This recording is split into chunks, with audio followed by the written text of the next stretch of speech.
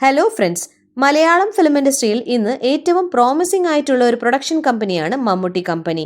ഓഡിയൻസിന് മിനിമം ഗ്യാരണ്ടിയുള്ള സിനിമകൾ കൺവേ ചെയ്യുന്നതിൽ ഏറെ ശ്രദ്ധ ചെലുത്തിയിട്ടുള്ള ഈ പ്രൊഡക്ഷൻ ഹൗസ് ഏകദേശം 6ഓളം ചിത്രങ്ങളാണ് മലയാളത്തിൽ ഇതുവരെ നിർമ്മിച്ചിട്ടുള്ളത്. മെഗാസ്റ്റാർ മമ്മൂട്ടിയുടെ സ്വന്തം ഓണർഷിപ്പിലുള്ള ഈ പ്രൊഡക്ഷൻ ഹൗസ് നിർമ്മിച്ചിട്ടുള്ള ചിത്രങ്ങൾ ഏതൊക്കെയെന്നതും ആ ചിത്രങ്ങളൊക്കെ ബോക്സ് ഓഫീസിൽ വിജയിച്ചോ പരാജയപ്പെട്ടോ എന്നതുമാണ് ഇന്നത്തെ വീഡിയോയിലൂടെ നമ്മൾ നോക്കാൻ പോകുന്നത്. വെൽക്കം ബാക്ക് ടു ആ channel cinema talks by Mr and Mrs. നിങ്ങൾ ആദ്യമായിട്ടാണ് ഈ ചാനൽ കാണുന്നതെങ്കിൽ തീർച്ചയായും സബ്സ്ക്രൈബ് ചെയ്ത് റൈറ്റ് സൈഡിലെ ബെൽ ഐക്കോണും ഒന്ന് എനേബിൾ ചെയ്യുക. 2022 മമ്മൂട്ടി കമ്പനിയുടെ ബാനറിൽ പുറത്തിറങ്ങിയ ചിത്രമായിരുന്നു റോഷക്.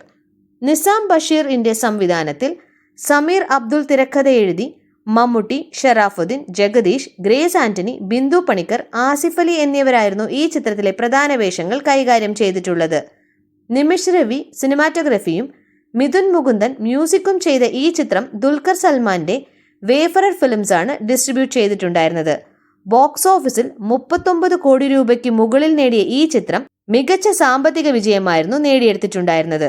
ലിജോ ജോസ് പെല്ലിശ്ശേരിയുടെ സംവിധാനത്തിൽ മമ്മൂട്ടി, രമ്യ പാണ്ഡ്യൻ, അശോകൻ എന്നിവർ പ്രധാന വേഷങ്ങൾ കൈകാര്യം ചെയ്ത് പുറത്തിറങ്ങിയ ചിത്രമായിരുന്നു നൻപകൽ നേരത്ത് മയക്കം. എസ് ഹരീഷ് സ്ക്രീൻ പ്ലേ ചെയ്ത ഈ ചിത്രത്തിന്റെ സ്റ്റോറി ലിജോ ജോസ് പെല്ലിശ്ശേരിയുടേതായിരുന്നു. തേനി ഈശ്വർ സിനിമാറ്റോഗ്രഫി ചെയ്ത ഈ ചിത്രവും വേഫറർ ഫിലിംസ് ആയിരുന്നു ഡിസ്ട്രിബ്യൂട്ട് ചെയ്തിട്ടുണ്ടായിരുന്നത്. മമ്മൂട്ടി കമ്പനിയും ഏമൻ മൂവി മോണസ്ട്രിയും ചേർന്ന് നിർമ്മിച്ച ഈ ചിത്രത്തിന് മികച്ച പ്രേക്ഷക അഭിപ്രായം നേടിയെടുക്കുവാൻ കഴിഞ്ഞുവെങ്കിലും സാമ്പത്തികമായി വലിയൊരു വിജയമായി മാറാൻ കഴിഞ്ഞിട്ടുണ്ടായിരുന്നില്ല. ഈ ചിത്രത്തിലൂടെ മമ്മൂട്ടിക്ക് കേരള സ്റ്റേറ്റിന്റെ മികച്ച നടനുള്ള പുരസ്കാരം സ്വന്തമാക്കാൻ കഴിഞ്ഞിട്ടുണ്ടായിരുന്നു.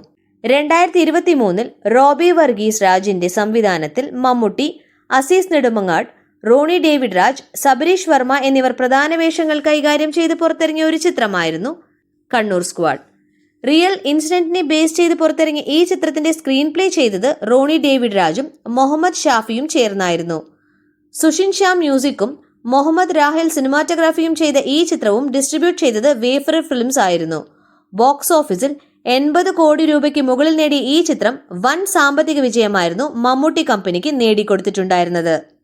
മമ്മൂട്ടി കമ്പനിയുടെ നിർമ്മാണത്തിൽ ജിയോ ബേബി സംവിധാനം ചെയ്ത് മമ്മൂട്ടി, ജ്യോതിക എന്നിവർ പ്രധാന വേഷങ്ങൾ കൈകാര്യം ചെയ്ത് 2023 തന്നെ പുറത്തിറങ്ങിയ മറ്റൊരു ചിത്രമായിരുന്നു കാതൽ ദ കോർ. ആദർശ് സുകുമാരനും പോൾസൺ സക്കിരയും ചേർന്ന് എഴുതിയ ഈ ചിത്രത്തിന്റെ സിനിമാറ്റോഗ്രഫി ചെയ്തത് ഷാലു കെ തോമസും വിഗുവും ചേർന്നായിരുന്നു. മാത്യൂസ് പുള്ളിക്കൻ മ്യൂസിക് ചെയ്ത ഈ ചിത്രവും ഡിസ്ട്രിബ്യൂട്ട് ചെയ്തത് വേഫറർ ഫിലിംസ് ആയിരുന്നു. മമ്മൂട്ടി വളരെ വ്യത്യസ്തമായ ഒരു വേഷം കൈകാര്യം ചെയ്ത ഈ ചിത്രവും സാമ്പത്തികമായി വിജയിച്ച ഒരു ചിത്രമായിരുന്നു. ഏകദേശം 14 കോടി രൂപയ്ക്ക് മുകളിലായിരുന്നു ഈ ചിത്രം കളക്ഷൻ നേടിയെടുത്തിട്ടുണ്ടായിരുന്നത്.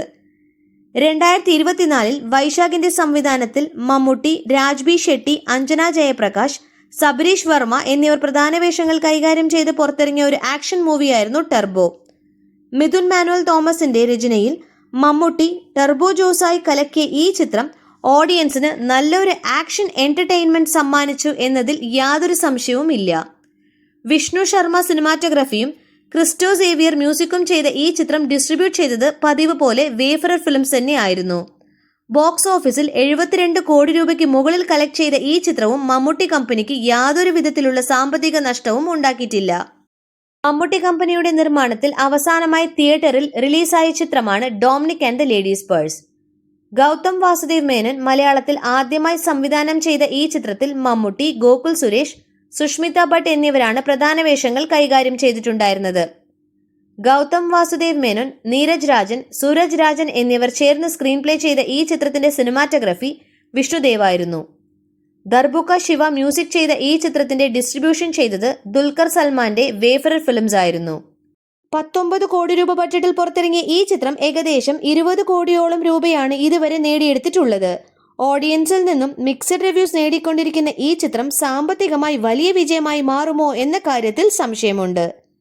മമ്മൂട്ടി കമ്പനിയുടെ നിർമ്മാണത്തിൽ പുറത്തിറങ്ങാനിരിക്കുന്ന അടുത്ത ചിത്രമാണ് കളങ്കാവൽ.